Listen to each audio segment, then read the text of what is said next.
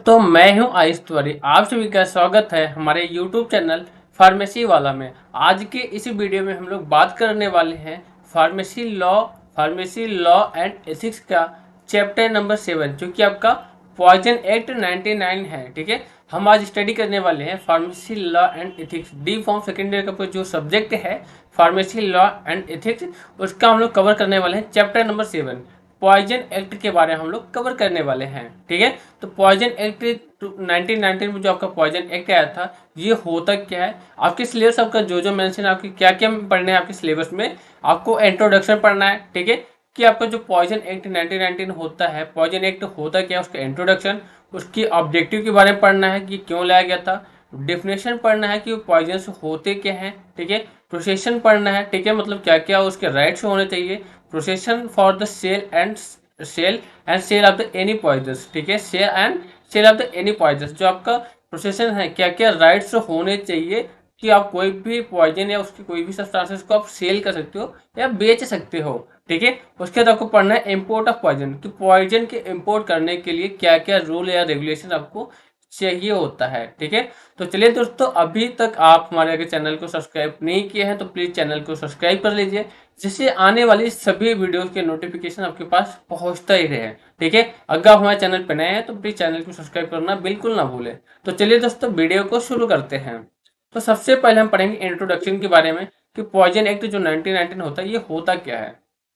ठीक है, the poison act 1919 was the pass the regulate the import, procession and the sale of the poison in India. जो poison act था वो पास किया गया था 1919 में, किस लिए? कि रेगुलेट करने के लिए हमारे जो इंडिया में जो इम्पोर्ट हो रहे हैं, जो भी हमारे प्रोसेशन हो रहे हैं, सेल हो रहे हैं पॉइजन्स का, उसके बारे में एक रेगुलेशन लाया गया था। ठीक है, the central government and regulate the import of the poison in India, the state government regulate the make the rules for the procession and sale of the poison in their area. जो हमारा central government होता है, ठीक है, जो central government होता है, एक रेगुलेशन प्रोवाइड करता है, रूल या रेगुलेशन प्रोवाइड करता है, रेगुलेट करता है the import of the poison in India, कि इंडिया में हमारे पॉइजन का कैसे इंपोर्ट करना है, कहाँ पे इंपोर्ट करना है, क्या क्या गाइडलाइंस होगी, वो सेंट्रल गवर्नमेंट करता है। ठीक है, बट स्टेट गवर्नमेंट क्या करता है, वो भी रेगुलेशन करता है, वो भी रेगुलेट करता है। किस लिए? एक रूल बनाता है, किसके लिए? For procession for the sale of poison in their area. वो अपने एरिया, अपने स्टेट में कि कहाँ कहाँ पॉइजन हमारे सेल हो रहे हैं, किस टाइप के पॉइजन सेल हो रहे हैं, कितना पॉइजन का सेलिंग हो रहा है हमारे एरिया में, उसको रूल और रेगुलेट करता था। The act is administered by the central drug standard control organisation, जिसे सीडीएस को बोलते हैं। ठीक है, under the ministry of the family health वेयर and the government of India. ठीक है, किसके अंडर हमारा ये वर्क होता है? ये administration of the central drug standard organisation जो होता है सीडीएस को, उसके अंदर, और ministry of health and family welfare और गवर्नमेंट ऑफ इंडिया के थ्रू हमारी ये रूल या रेगुलेशन बनाया जाता है। ठीक है, the act of the enforce by the state government control department. ठीक है, जो स्टेट ड्रग होते हैं कंट्रोल डिपार्टमेंट इसको इन्फोर्स करते हैं। ठीक है, जो हमारे स्टेट ड्रग कंट्रोल डिपार्टमेंट होता है, इसको इन्फोर्स, इसको लागू करते हैं। अब इसका क्या क्या ऑब्जेक्टिव था, क्या थे ऑब्जेक्टिव, क्या था पॉइजन एक्ट 1919 का। ठीक है, 1919 में आपका जो पॉइजन एक्ट आया था, 1919 में आपका जो पॉइजन एक्ट आया था, उसके क्या क्या ऑब्जेक्टिव थे, क्यों ये लाया गया, क्या जरूरी था यहाँ पे लाना इंडिया में, या जरूरी नहीं था, तो क्यों उस लिए लाया गया था, उसके बाद हम करेंगे। The poison act 1919 in India has the following objective. उसके कुछ ऑब्जेक्टिव हैं, कौन कौन से हैं? To regulate, control, import, procession and sale of the poison in India. ठीक है, इंडिया वो रेगुलेट करता था और कंट्रोल करता था किस चीज़ पे, कि इम्पोर्ट कितना है, हमारे जो पॉइजन के इम्पोर्ट्स कैसे हो रहा है, उसकी प्रोसेशन कैसे हो रही है, उसको सेल कितना किया जा रहा है इंडिया में, उसको एक रूल रेगुलेशन, एक कंट्रोल करने के लिए एक्ट लाया गया था। ठीक है, सेकेंड है to prevent suicide using the poison. हमारी जो सुसाइड होती थी, ठीक है, सब जहर खा के जो सुसाइड करते थे, तो उसको प्रिवेंट करना, उसका रोकथाम करने के लिए ये लाया गया था एक्ट। ताकि कोई लोग जो है पहले जो बहुत ज़्यादा ही हर जगह पॉइजन ही पॉइजन आपको मिल जाता था, ऐसे चूहा मारने के बाद किसी भी हर जगह घर घर मिल जाता था, तो उसको प्रिवेंट करने के लिए, उसको रोकथाम करने के लिए, कि किसी को अब आप लेने जाएंगे तो बहुत ही लिमिटेड अमाउंट में मिलता है। ठीक है, पॉइजन, और वो भी सबको पॉइजन नहीं मिलता है, जैसे किसानों को दिया जाता है चूहे की वजह से, या उसके जो कीट मकोड़े होते हैं उसको ख़त्म करने के लिए, वहाँ भी उनको भी लिमिटेड दिया जाता है। ठीक है, And third occur to provide the regulation, manufacturing, stock, sale and use of the certain drug contain the cosmetic या एंड द पॉइजन, ठीक है, वो सभी प्रोवाइड करता था, रेगुलेशन प्रोवाइड करता था मैन्युफैक्चरिंग के लिए, ठीक है, जो मैन्युफैक्चरर्स होते हैं जो स्टॉक करते थे या जो सेल करते हैं, ठीक है, जो पॉइजन एक सेल करते थे या सर्टेन यूज करते थे, हमारे जो ड्रग जो कॉस्मेटिक होता है जिसमें पॉइजन होता है उसको एक रेगुलेशन प्रोवाइड किया जाता था इसके अंडर। फोर्थ वन देखा है to establish the penalties of the illegal sale and the possession for the poison as the deterrent against the such activity. जो भी हमारी पेनाल्टीज होती है, अगर आप इलीगल करते हो, कोई भी इलीगल ड्रग को सेल करते हो या कोई भी प्रोसेशन होता है उसको एक्ट जो दे रखा है उसमें जो भी गाइडलाइंस जो भी रूल्स है आपका उसको पालन नहीं करते हो, उसके अगेंस्ट आपको पेनाल्टीज भी, आपको कुछ पेनाल्टीज भी लगती हैं, ठीक है, आपको कुछ पनिशमेंट भी दिया जाता है, कुछ आपको एम्ब्रेसमेंट भी होता है, ठीक है, जिसकी ये मेन ऑब्जेक्टिव थे। अब बात करेंगे डिफिनेशन ऑफ पॉइजन एक्ट कि पॉइजन एक्ट का डिफिनेशन क्या है, ठीक है। तो सबसे पहले हम पॉइजन की बात करेंगे, पॉइजन होता क्या है, ठीक है। The act define as the act poison की बात करें, the poison is define any substances which is the use for the applied in certain way would the likely cause the death, injury, damage to health that is known as the poison। Poison एक ऐसी substances है जिसको use करने के लिए जो हम apply करते हैं किसी भी बेस से वो हमें कॉज करता है डेथ, या खाने से इंसान की मौत हो जाती है, ठीक है, या हमारे जो ऑर्गन होते हैं खराब हो जाते हैं, हमारे जो हेल्थ सिस्टम होती है पूरी तरह से वो डैमेज हो जाती है, उसी को बोलते हैं poison. The act refer to as the pharmacy and the poison act 1933 में जो रेगुलेशन रेगुलेट आया गया था, रिमॉर्डमेंट दिया आया था द पॉइजन लिस्ट, उसमें जो 1990 में जहाँ पॉइजन लिस्ट आया था उसमें फार्मेसी में के अकॉर्डिंग हमारे जो पॉइजन होते हैं उसको एक रेफर किया गया था, ठीक है, एक रेगुलेशन लाया गया था कि हमारा जो 1990 में जो लिस्ट आई थी पॉइजन की, कौन कौन से पॉइजन हम सेल कर सकते हैं कौन नहीं सेल करते हैं, वो सभी एक लिस्ट के बारे में मालूम पड़ा था। नॉन मेडिकल पॉइजन, जो नॉन मेडिकल जो मेडिकल पे नहीं होते हैं poison, divided into two separate list, दो सेपरेट लिस्ट में हमारे डिवाइड किया गया था, ठीक है।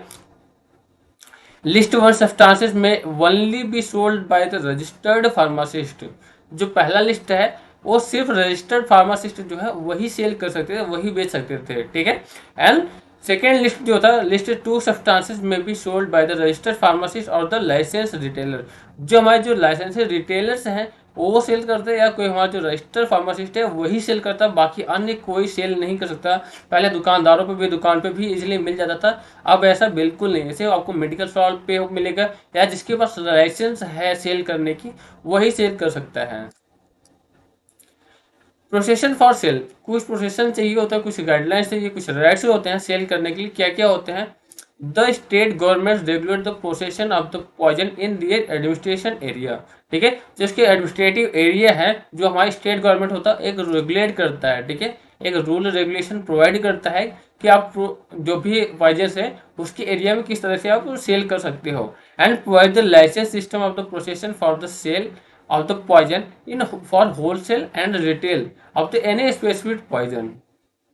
वो एक लाइसेंस सिस्टम भी प्रोवाइड करता है, जो स्टेट गवर्नमेंट होता है वो लाइसेंस भी प्रोवाइड करता है प्रोसेशन एंड द सेल, ठीक है, कुछ उसके गाइडलाइंस होते हैं, कुछ राइट्स होते हैं सेल करने के लिए पॉइजन को, या होलसेल में आप कर सकते हैं या रिटेल में सेल करते हैं, या कोई स्पेसिफाइड पॉइजन है उसको सेल करने के लिए आपको एक लाइसेंस लेना वहाँ से इम्पोर्टेंट होता था।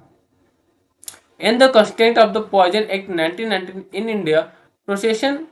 would be referred to the individual organization having physical constructive control over the poison regardless the whether any own or it not, ठीक है। ये बोल रहा है जो पॉइजन एक्ट 1919 था वो हमारे एक प्रोसेशन उसके जो थे उसके कुछ अधिकार थे, कुछ राइट्स थे कि जो कोई इंडिविजुअल हो या कोई ऑर्गेनाइजेशन हो, ठीक है, आप इंडिविजुअल हो या कोई ऑर्गेनाइजेशन हो उसकी कोई भी फिजिकल या कंस्ट्रक्टिव कंट्रोल करेंगे, ठीक है, वो कंस्ट्रक्टिव कंट्रोल को कंट्रोल करते थे, और कोई भी रिगार्डलेस या कोई भी वेदर डे होता है या आपका खुद का हो या खुद का नहीं हो, आपका खुद का हो सकता है वो दुकान या आपका नहीं हो सकता है, उसका जो कंट्रोलिंग होता है वो स्टेट गवर्नमेंट के थ्रू उसके गवर्नमेंट के अंडर ही होता है।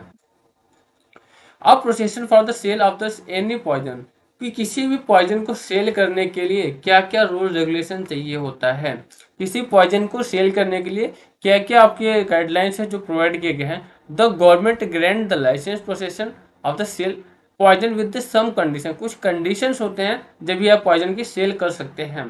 क्या क्या कंडीशंस होती हैं?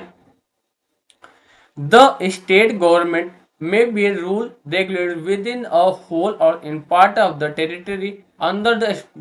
administration for the procession for a sale of the sale whether wholesaler or retailer in the specified poison। जो स्टेट गवर्नमेंट होता था वो एक रूल, ठीक है, और रूल रेगुलेट करता था होल पार्ट, ठीक है, पूरे इंडिया में, या होता उसकी टेरिटरी अंडर द पार्ट, ठीक है, उसके जो टेरिटरी पार्ट है, ठीक है, जो केंद्र शासित प्रदेश है उसमें, या पूरे इंडिया में उसके जो भी एडमिनिस्ट्रेशन एरिया होता था वहाँ पे एक रूल रेगुलेट को प्रोवाइड करता था, एक रेगुलेशन बनाता था किसके लिए? प्रोसेशन फॉर द सेल, ठीक है, सेल करने के कुछ गाइडलाइंस होते थे, या the sale whether the wholesaler या द रिटेलर, या आप कोई होलसेलर हो या आप कोई रिटेलर हो जो उनके एरिया में आपको सेल करना है, या कोई स्पेसिफाइड पॉइजन को ही आप सिर्फ सेल्स कर सकते हो, उसके लिए कुछ रेगुलेशन आपको रेगुलेट करते थे सेंट्रल गवर्नमेंट, स्टेट गवर्नमेंट, वो आपको फाइंड आउट करना था, ठीक है, जो भी स्टेट गवर्नमेंट है वो आपको रेगुलेशन प्रोवाइड करते थे। This classes the person